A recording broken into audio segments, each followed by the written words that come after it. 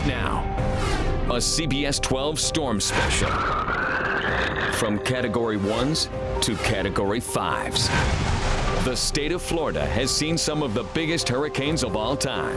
There's a gripping in your stomach. We're not going to live. Charlie, Francis, Ivan, and Jean were just some of the strongest storms to assault the state, leaving billions of dollars in damage behind. Devastation everywhere. The police called immediately after the hurricane and said, your church is in the street. CBS 12 takes a look at 12 of the top hurricanes to hit Florida over the last 100 years.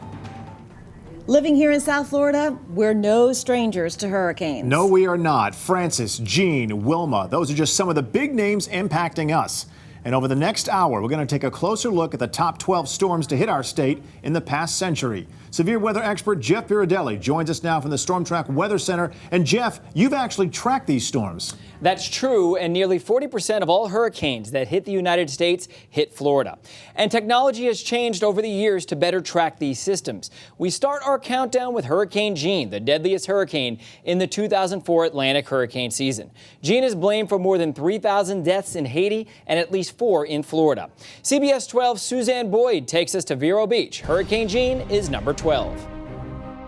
This view is awesome. I mean, you can't get this view. The only place you could beat it would be maybe on the ocean. The perfect place for Jim Newman to retire, Fairlane Harbor Mobile Home Park in Vero Beach. He moved here in the spring of 2004. Just a wonderful place to live, and the residents here are just wonderful. But his retirement party was about to be crashed by Mother Nature. First, Hurricane Francis struck the Treasure Coast in the beginning of September. 3 weeks later, Hurricane Jean was setting its sights on the same coast. I said, what in the hell am I doing here? Jim and many others figured Jean would just go harmlessly out to sea. But it would make a strange loop in the Atlantic instead, increase to a Category 3 storm, and set course for the very same area hit by Francis. It does look like a direct hit is nothing short of just likely at this point. September 25th, Jean arrives. Jim makes the decision to ride out the storm at a nearby motel. We got a room, we got up there, there's no air conditioner, and it's 90-some degrees.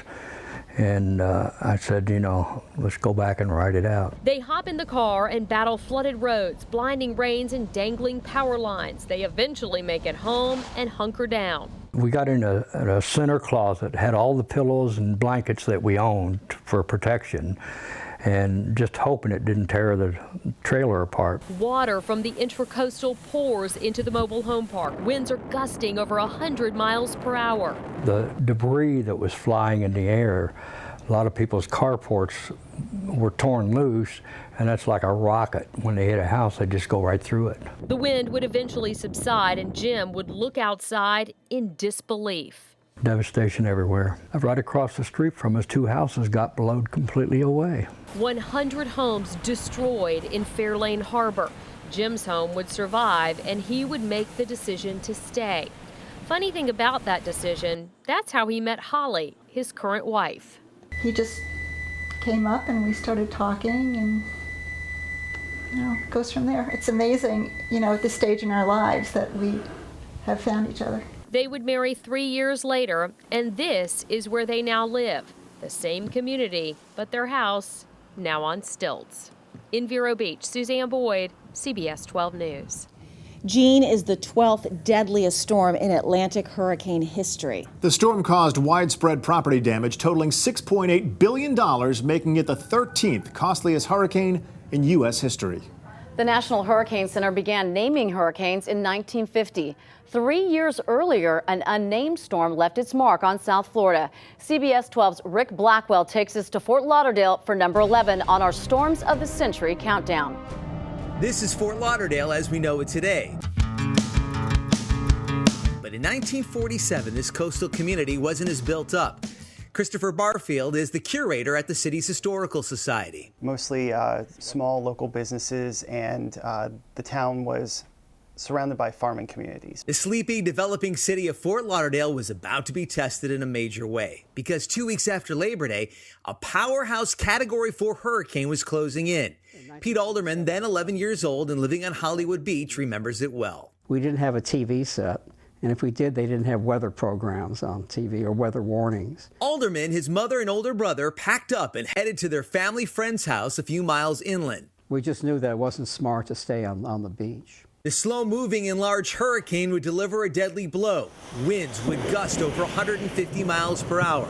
The entire downtown area would be underwater. The New River came out of its banks and did not recede after the hurricane passed. Alderman wouldn't get an ounce of sleep that night. The eerie howling of the wind and the nonstop pounding rain seeping through the house would keep him up. Mopping up the water coming from the windows and under the door.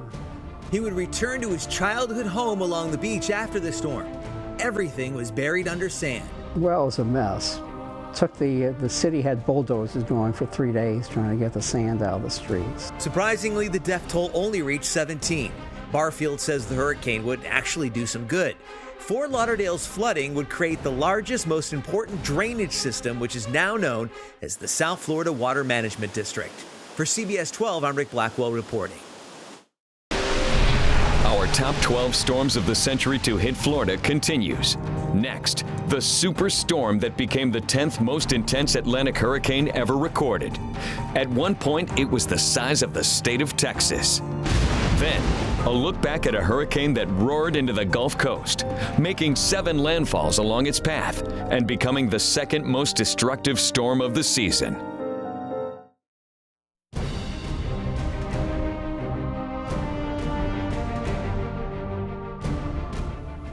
With most of Florida surrounded by water, it can provide a hurricane easy access to our coasts. And near the end of the 20th century, all eyes were on the Caribbean for a storm that left people in our state homeless and underwater. CBS 12's Michelle Wright tells us about the incredible impact of Hurricane George, coming in at number 10.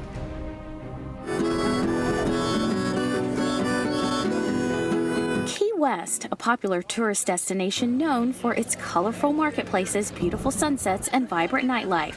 But as people are enjoying the sights and sounds of Duval Street, the National Hurricane Center is growing concerned with Hurricane George in the Caribbean. Probably the Keys, and that would be my expectation. September 24th, the National Hurricane Center was now confident that the Florida Keys were going to have a direct impact from George. A C-130 cargo plane was ordered to fly hospital patients from Marathon Key to the mainland. We don't have a full medical staff. The doctors leave, they evacuate. September 25th, Hurricane George, packing winds of 105 miles per hour, arrives. Many would ignore the mandatory evacuations, and many would pay the price. Why didn't you evacuate? I have 2 cats. We're on a limited income. We have no money. Big Pine Key and Little Torch Key would be dealt the heaviest damage. Whether its residents couldn't leave or just decided not to go, George didn't discriminate. George would leave the Keys later that night, but the storm wasn't done with Florida. 2 days later, it would make a second landfall in the Panhandle as a Category 2. It just broke my heart. Just absolutely broke my heart. Areas just east of Pensacola would receive up to 22 inches of rain, sending rivers out of their banks. The water got up higher, the current was stronger, and so it did a lot more water damage. It was the ultimate reminder that it doesn't take a strong hurricane to turn people's lives upside down. Reporting for CBS 12 News, I'm Michelle Wright. In 2004, Hurricane Ivan was part of the worst hurricane season on record for the state. Ivan was the second of 4 hurricanes that hit over a 6-week period. CBS 12's Eric Roby shows us Hurricane Ivan, number 9. September 2004, the state still licking its wounds from Hurricanes Charlie and Francis, then more bad news. The forecast track predicting Hurricane Ivan would travel up the spine of the state directly over Lake Okeechobee. This just after a week after Francis battered our entire coastline. Storm-weary residents had a tough choice: keep the shutters up or take them down. We're trying to get our lives back to normal. South Floridians would catch a break with this storm. It tricked forecasters and moved further west, hitting the Florida Panhandle. It was their first taste of destruction of the worst hurricane season on record for the state. At one point, Hurricane Ivan was a Category 5 storm off the tip of Cuba. When it made landfall in Florida, it was a strong Category 3. Oh, he looks pretty bad right now. Just like Francis, Ivan created an outbreak of powerful tornadoes. This one on Panama City Beach. Tornado on the ground. Tornado on the ground. Pensacola also endured a 15-foot storm surge. Everything's underwater. beach is gone. The monster storm made landfall at the Florida-Alabama border with winds of 130 miles per hour. People who decided to ride it out realized too late they made a big mistake. We thought it wouldn't be that bad. Yeah, I thought. You know, that's why we took a chance. We didn't think it'd be that bad. The storm was so powerful that portions of I-10 fell into the Pensacola Bay and would be shut down for months. South Florida was spared by Ivan, but 10 days later, Hurricane Jean made landfall in Stewart. Eric Roby, CBS 12 News. Our top 12 storms of the century to hit Florida continues. If you were here in 2004, you know, when hurricanes hit, they certainly leave their mark. As we count down the top 12 storms of the century, when a storm named Frances packed a wicked punch.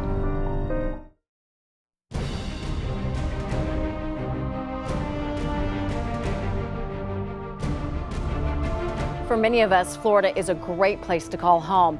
And when disaster struck more than a half century ago, Donna hit especially hard for a Florida man whose family helped put their town on the map. CBS 12's Israel Balderas talks with the man who survived Hurricane Donna, our number 8 storm. Bonita Springs, Florida, a place that holds a special meaning for 70-year-old Byron Lyles. His family were original settlers of this city. It's where he built his home, and his father built this home when he was a child. Most of his thought went into hurricanes.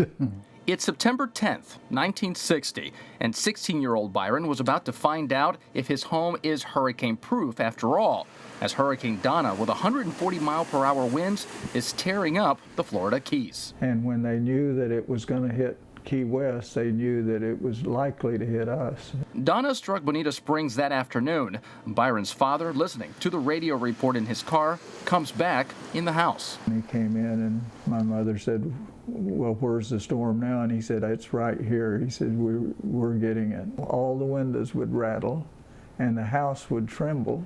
4 hours later, as they huddled in their living room, the pounding rain and howling wind stop. The eye is over them. And it's just absolute calm and bright sunlight. Against his dad's wishes, Byron and his mother went to check out the damage. In fear of a wall of dark clouds closing in, they race back home as Donna's worst is closing in. We just sat and waited, sat and waited and hoped that nothing went. 4 hours later, it was over. The house survived, but 4 miles away, the beachfront strip mall lay in shambles. 2 store owners that Byron knew are dead. I saw the hearses go in there, the coroner and the hearses, to pick up their bodies. Like other native old-timers, Byron hasn't left Bonita Springs, but it was Donna that changed his perspective on hurricanes forever. For CBS 12 News, I'm Israel Balderas reporting. Now to a storm that made landfall just south of Hutchinson Island over Labor Day weekend 2004. Hurricane Frances developed in August, tracking slowly across the Atlantic, peaking as a Category 4 hurricane as it passed north of the Leeward and Virgin Islands. It weakened, then re-intensified, and continued toward South Florida. The days that followed were full of nervousness, fright, and fear. CBS 12's Chris Farrell with how Hurricane Frances left its mark. It's number 7. 2004. It was the year of the Big Four. Hurricanes Charlie, Frances, Ivan, and Jean. Charlie would miss the Palm Beaches and Treasure Coast, but the next one, Frances, would not. That's why we need to all make preparations right now. We all got to put the plywood up. In West Palm Beach, Eleanor Torillo and her family did as they were told and prepared for Hurricane Frances, packing winds of 105 miles an hour. But it wouldn't be enough. Frances creeps through the Bahamas and makes landfall on the night of September 4th on South Hutchinson Island. We just kind of huddled back into the kitchen area, and the stuff just kept falling down, and the rain just kept on coming in. Their home was coming undone. So during the height of Frances and the height of their fears, they reached out to CBS 12 on air. Right now, I'm looking at my living room. I'm looking up, and there's the rafters. Everything's falling in. There's a gripping in your stomach that we're not going to live. Hurricane force winds would batter our area for nearly a full day. Eleanor would suffer severe damage to her home, but she and her family were okay. The majority of everyone else from the Treasure Coast to the Palm Beaches would lose power for weeks. We are not aware of any situation in history where there's been this many customers for a utility without power. 5 people lost their lives. As the storm faded, people who evacuated would return home. Some breathed a sigh of relief. Praise the Lord. Others suffered the same fate as Eleanor. In fact, entire communities like this one were destroyed. 95% of this park is gone.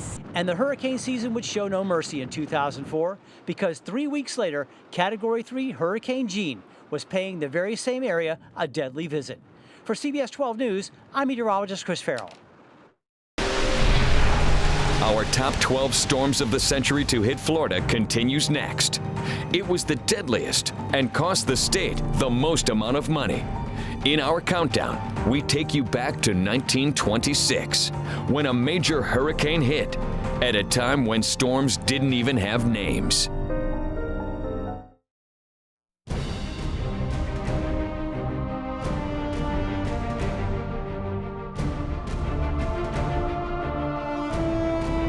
One of the deadliest and costliest hurricanes to hit our state came at a time before storms were even given names. CBS 12's Michael Ehrenberg has more on the Great Miami Hurricane of 1926. It's number 6 on our countdown.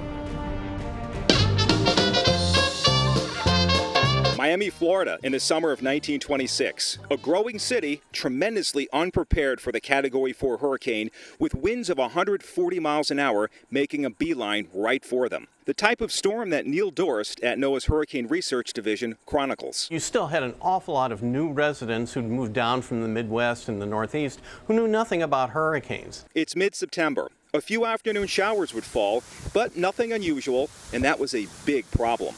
Because in the 1920s, there were no satellites, no radar, no internet to warn them of what was headed their way. You relied on ship reports, and it was very spotty whether you'd get ship reports of a hurricane approaching. Early morning, September 18th, without a heads up, the Category 4 storm, known as the Great Miami Hurricane, strikes.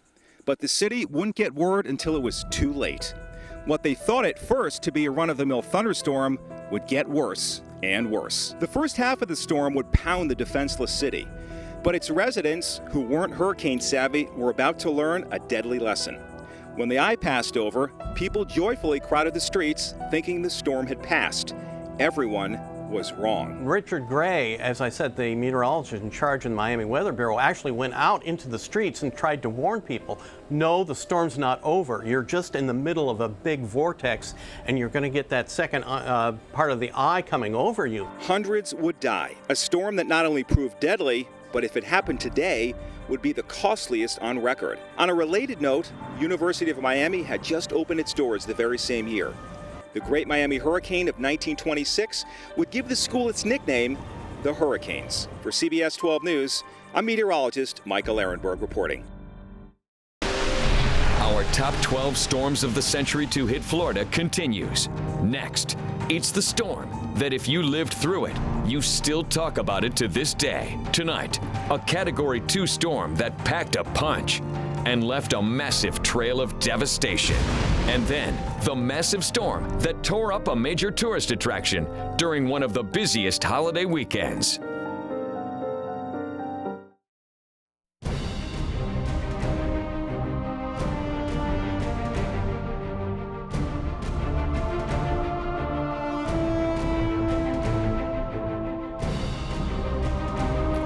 We will get to the top 6 storms of the century in just a bit, but first, let's review Hurricanes 12 through 7 that left a devastating impact here in South Florida.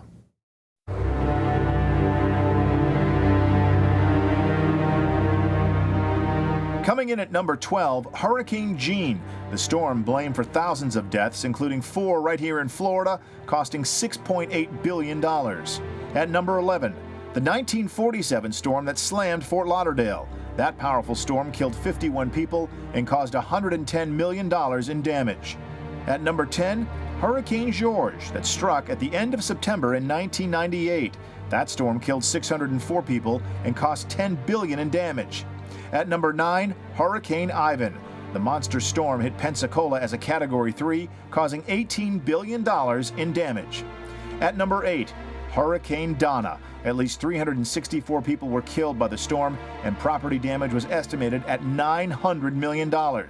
And at number 7, Hurricane Frances. The powerful storm packed winds of 145 miles an hour and caused $12 billion in damage. A total of 49 lives were lost from that hurricane. Now, a strong Category 2 storm that left a church destroyed. Stephanie Watson joins us now with that. John, this one we'll never forget, especially for those at Our Savior Lutheran Church after their place of worship was obliterated. Hurricane Wilma is number 5 in our Storm of the Century countdown. 2005 was no ordinary hurricane season. Late October is when you'd expect things to quiet down, but not this year. Category 4 Hurricane Wilma was wreaking havoc on the resort cities of Cancun and Cozumel, Mexico. The forecast track would then take it here to South Florida. But how much steam would it have left? October 24th, Our Savior Lutheran Church in Lake Worth would find out. The wind is blowing horizontally and the rain is coming at us horizontally, and it is blowing quite fiercely. Wilma would be absorbed by an unusually strong cold front and slingshot through our area in less than 12 hours. 120-mile-per-hour winds would reduce the church's main sanctuary to a pile of wood and shingles. Pastor Steve Whipperman, riding out the storm at home, remembers getting the call. The police called after the hurricane, just immediately after the hurricane, and said, "Your church is in the street." The church, once a staple in Lake Worth, around since the 1960s, was gone, just like that. And members of the congregation were left stunned when they'd make their way back to a place they felt safest. I cried, then just numb. I just couldn't believe the damage that was done. All that remained of the church was the gymnasium and concrete slab the main sanctuary once stood on. That slab was demolished in February. But Wilma wasn't enough to shut the church down. You see, a church is far more than a building, isn't it? Church is a people. Since 2005, they have been worshiping in, you guessed it, the gymnasium. The hope is to make the gym more church-like over the coming years. And the lesson they learned with Wilma, it's possible to bend without breaking. And Jeff, I remember Wilma well, as the area where I was working at the time took a direct hit coming on land as a Category 3. Thanks, Steph. Now to a storm that killed hundreds during the height of the Great Depression. It came with little warning, and it struck the Upper Keys, destroying the railroad built by Henry Flagler. CBS 12's John Matthews has the Labor Day hurricane of 1935, number 4 on our top 12 storms of the century. The Florida Keys are no stranger to the ferocious winds hurricanes can bring, but none can compare to the Labor Day hurricane of 1935, the strongest storm to ever hit the U.S. A lot of the old conchs, a lot of the veterans down there, they had no chance. Late August, massive clouds gather east of the Bahamas, and a few days later these clouds organize into a Category 1 hurricane. But forecasters initially pegged the storm to move due west and hit Cuba. They start changing their forecast. It's not, it's not heading for Cuba, it's heading for the Keys.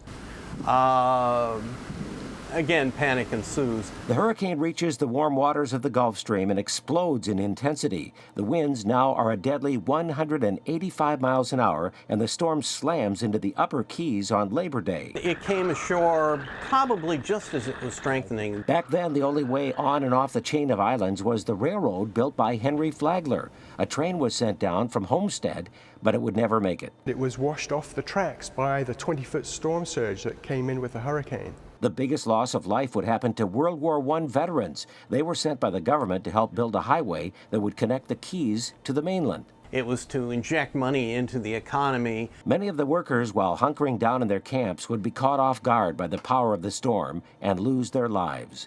The new highway and the railway would be severely damaged. The tracks were so badly damaged, the FEC felt they couldn't recover from that, and at that point in history they decided to sell the right-of-way to the state of Florida, who then used that right-of-way for the overseas highway. It would take years for the Keys to recover and become what we know them to be today. For CBS 12 News, I'm meteorologist John Matthews. It may not make our top 12 countdown, but it's a storm we will never forget. We're talking about Hurricane Katrina. The monster storm killed more than 1,800 people and left tens of thousands stranded. Tonight, the haunting memories that remain for a Florida Coast Guard rescue swimmer who got the call to help save the stranded.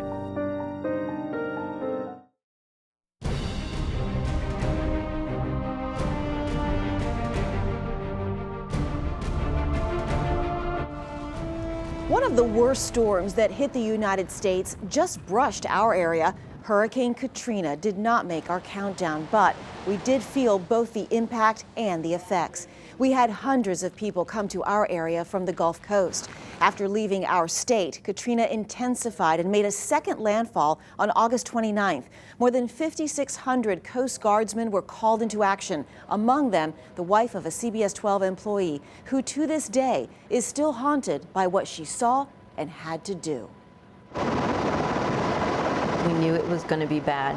Sarah Faulkner has been in the Coast Guard for 18 years. We get a phone call, you guys need to get back right now. People are dying. Highways, buildings, even roller coasters underwater. The rescues began immediately. My first thought was, we're too small. We're not going to get them all. You see, the Coast Guard was the only one there, and there were tens of thousands of people stranded and desperate. And the mother just reached over the balcony. I'm hanging from the helicopter cable, and she just hung her baby over the balcony for me to grab. So basically, I held a baby in my bare arms, swinging and spinning and going up. The helicopters were running 24/7 for the first several days, people waving desperately to get her attention, but Sarah couldn't get to them all. And as it would get dark, and they're waving their flashlights, and I was just thinking, save your battery light. Like, you're not getting rescued today. And that really, really bothered me. But there were many she did rescue, and Sarah was moved by their gratitude. I was getting hugs and God bless you and thank you.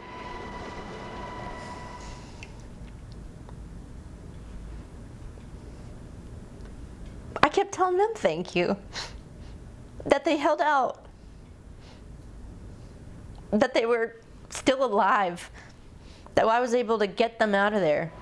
Sarah remembers those rescues, and one in particular. After helping Sarah hoist 21 others from a balcony to the chopper, Larry was the last to go up. When I got lowered down to come get him, he had a little cat carrier with a chihuahua and a cat in it, and he said, "Can I bring them?" And I said, "Absolutely." And he said, "Sarah, did I ever tell you I love you?" And I said, "I love you too, Larry." Sarah never again saw any of the 52 people she personally rescued during those missions, but if she could, she'd like to see Larry again and say thanks. Our top 12 storms of the century to hit Florida continues. Next, it was the Friday the 13th storm that took many by surprise. Tonight, we go back 10 years to the Category 4 storm that is one we will never forget.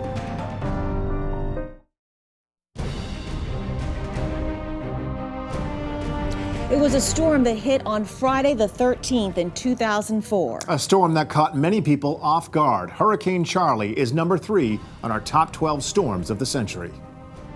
August 13th, 2004. Hurricane Charley, a Category 2 hurricane, is set to make landfall in Tampa, not Punta Gorda, where Pat Pressler and her family live. Oh, it's not going to get us, you know. Down the street at the pub, enjoying a few beers, they get some sobering news. In just a matter of hours, Charley has now strengthened from a Category 2 to a Category 4 hurricane. But that was only half the story. Charley takes a slight jog to the right. Now it was no longer headed for Tampa, it was headed straight for them. The Presslers race home. But by the time they get there, the winds are already picking up. We got a little nervous, to tell you the truth. Initially, they ride it out right here in their living room. But as the eye of the storm gets closer, they peek out of one window that was boarded up. We could see things starting to fly down the street. That made it very clear to me that we were in for something big. So Pat and her family decide the bathroom is the safest place. Well, this is the bathroom that we were all in. Her daughter, Nikki, shown on the right, is 6 months pregnant. Thank God she didn't go into labor. Yeah, that would have been, there was nothing we could have done. With each gust of wind, Pat's husband has to hold the door shut. He was standing here and we heard a lot of... And then, for just a second, the house completely lifts up off the foundation. We were in fear for our lives. And then, just like that, the 145-mile-an-hour winds die down and the sun comes out. They're in the eye of the storm, but it wouldn't last long. Within a matter of minutes, the winds crank back up to 145 miles an hour, and now everyone is praying for their lives. Please, Lord, let us see us through this terrible storm. You've always been by our sides. A few hours later, the winds die down, and they survive. The house survives. But when they look outside, the city of Punta Gorda is completely devastated. I saw the destruction, and there was just heartbreaking. 10 years later, the destruction is gone, but the mental images of what happened still remain etched in the minds of Pat and her family. I never want to do it again. It was horrific. It was a very terrifying event. Charley caused 10 deaths. The damage also added up to $15.4 billion. Another unnamed storm is as catastrophic as they get, with winds so strong that cities along the beach were left in a shambles. But it took days to even realize it, even 40 miles inland.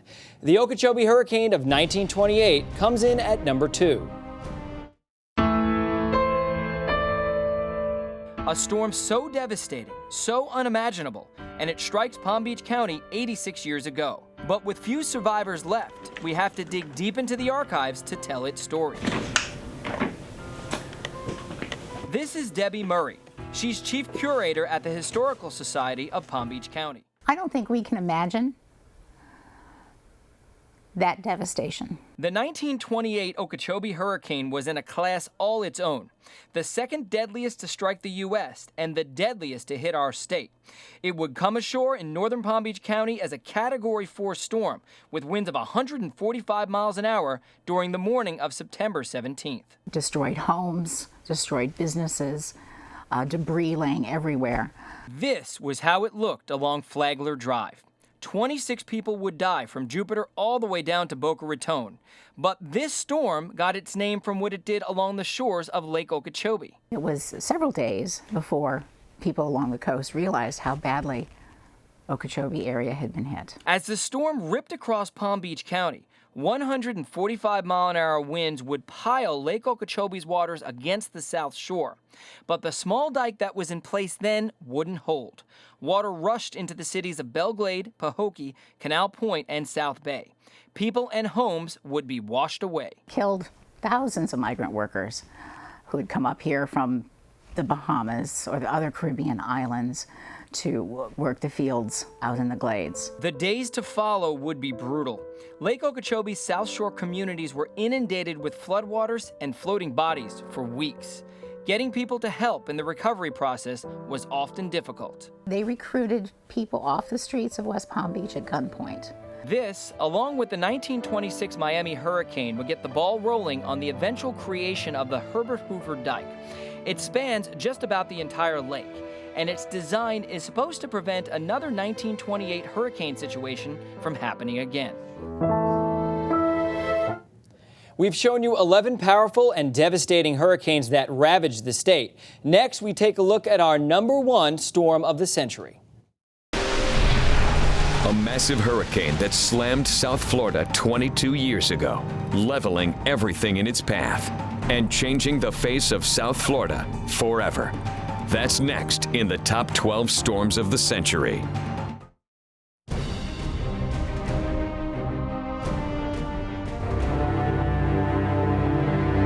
Coming in at number 12, Hurricane Jeanne. The storm blamed for thousands of deaths, including 4 in Florida, and costing $6.8 billion. At number 11, the 1947 storm that slammed Fort Lauderdale. That powerful storm killed 51 people and caused $110 million in damage.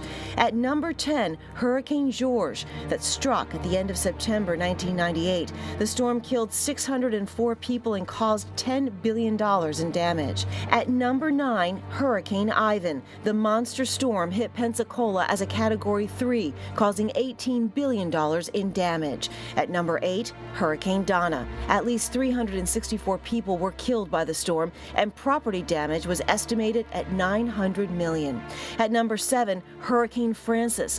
The powerful storm packed winds of 145 miles per hour and caused $12 billion in damage. A total of 49 lives were lost from the hurricane. Number 6, the storm of 1926. This hurricane killed hundreds, and if it happened today, it would be the costliest on record. Number 5, Hurricane Wilma. The storm was the most intense tropical cyclone ever recorded in the Atlantic Basin. At least 62 deaths were reported, and damage was estimated at $29.1 billion. Number 4, the hurricane of 1935, the strongest storm to ever hit the U.S. The hurricane killed more than 400 people, nearly all in the Florida Keys. Number 3, Hurricane Charlie. Charlie caused 10 deaths and $15.4 billion in damage, making it the 8th costliest hurricane in United States history at the time. Number 2, the 1928 Okeechobee hurricane. The monster storm caused $100 million in damage and more than 4,000 deaths. We've reached the benchmark for all storms, the one that's burned into every South Floridian's memory. Hurricane Andrew is number 1 in the top 12 storms of the century. It was a storm that proved just how fickle hurricanes can be, even to those who study them, like Standy Goldenberg at NOAA's Hurricane Research Division in Miami. Andrew was falling apart and moving out to sea. There was actually a headline in the paper about that. So this was a dramatic change. But Goldenberg was about to endure the most horrific night of his life, along with his 3 sons. A day before Andrew hits, he's at the hospital with his wife, Barbara. She's in labor, and their 4th child, Pearl, is on the way. I now knew that I was facing the birth of the baby and this monster storm heading towards Miami, and I was kind of short-circuiting. August 23rd, Pearl is born right on schedule. Oh, look at that! Look at that face! But Goldenberg is now faced with a tough decision. I was trying to decide whether to stay with her at the hospital. I really didn't want to leave her. And my mother-in-law was with her. He, his 3 sons, and brother-in-law's family would ride out Andrew at their home in Cutler Ridge. They scrambled to put plywood over the windows. I remember sitting in the house before the storm. Gee, it's nice to be protected. And little did I know. At first, the mood in the Goldenberg household is light as Andrew approaches. Benjamin, Joseph, Aaron, Reuben. Shortly after midnight, hurricane-force winds arrive. All 9 of them are riding it out in the hallway. In the hallway of the Goldenberg house, winds outside I think are at least 100, 110 miles an hour or more. But around 4 a.m., Andrew would show them a whole new level. The eye wall, packing sustained winds of 150 miles per hour, arrives. It was like someone took a giant gearbox and just revved the thing up. It was a tremendous difference. The plywood covering the windows gets ripped off, and now they're in trouble. Waiting out in the hall because we lost the plywood on the front window, but we are praying God will cover that. They head to the garage to ride it out in a station wagon, but the garage is gone. You know, I'm saying to the kids, it's okay, it's okay. You know, here's the voice of their father saying it's okay. And it's like, but I was scared. They backtrack and make it as far as the kitchen. While hunkering down there, one of the kitchen walls collapses and misses them by inches. It creates a crawl space where the 9 of them would ride out Andrew's strongest winds. But Goldenberg's brother-in-law reveals something chilling. He said, the roof is gone. And I really didn't believe him. I mean, I was like, nah. The winds subside just enough for him and his family to make another run to the station wagon when suddenly they hear a knock at the door. The neighbor had seen the light in the car and came across the street and kind of risked themselves, came across the street and said, you want to come, you know, to our house? It was like, yes, yes. The storm winds down and the daylight reveals just how bad it was. The roof lifted off. And as you can see, we have no house. It was surreal. I mean, you couldn't recognize the street signs were gone, the lights were gone, and you would drive down a familiar area and not know where you were. Goldenberg would have to wait a painful 24 hours until he could finally get through to his wife Barbara at the hospital. So I finally got a hold of her, and I remember I just wept. I mean, the emotions just poured out, and she was grateful we were alive. Andrew would kill 16 people and leave nearly 200,000 homeless. It would turn parts of Miami-Dade County into what looked like a third world country. It was the ultimate reminder of how vulnerable this place we call paradise can become come hurricane season. And here's a quick blast from the past. This is our very own Liz Quirantes covering the aftermath of Hurricane Andrew back in 1992. And don't forget, you can watch all of our top 12 storms of the century by heading to our website, cbs12.com. Thank you for joining us. I'm Liz Quirantes. And I'm John DeCepolo. Thanks for watching.